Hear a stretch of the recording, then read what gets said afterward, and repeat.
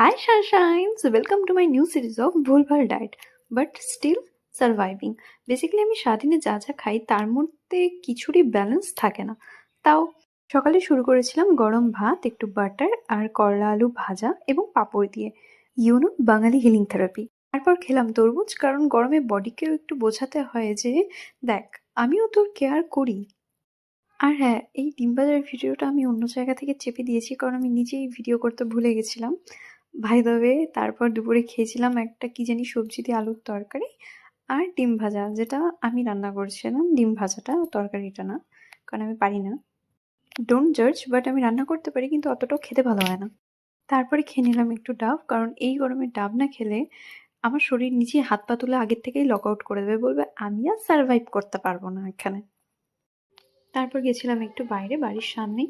ওয়েদারটা দেখে শান্ত ইনোসেন্ট লাগলেও কিন্তু বাইরে বেশ গরমই ছিল। জানো, কলকাতা আর নর্থ বেঙ্গলের মধ্যে ডিফারেন্সটা কোথায়?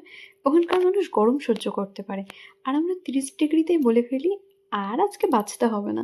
বাট আমরা ঠান্ডাটা সহ্য করতে পারি, কারণ এখানে বেশ ঠান্ডা পড়ে আর সেই সময় ওয়েদারটা খুব ভালো থাকে।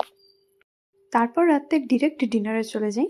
আজ রাতের ডিনারটা একটু বেশি স্পেশাল ছিল, মুড একদম সেট হয়ে যায় এটা দেখলে। তো তোমরা এখানে গেস করো যে আমার মা এখানে কি রান্না করছে আর রাতের ডিনারটা আমি কি দিয়ে করলাম। তো আমি এই ডিশটা কখনোই আগে খেতাম না ছোটবেলায়, মানে আমি এই গন্ধটাই আগে সহ্য করতে পারতাম না, বাট এটা এখন আমার কষ্টের নিবারণ। তো জানি নিউট্রিশনিস্ট সাইলেন্টলি কাঁদছে আমার এই ডায়েট ফায়েট দেখে, মানে এই খাবার দেখে। তো আজকের জন্য এখানেই শেষ করছি, বাই।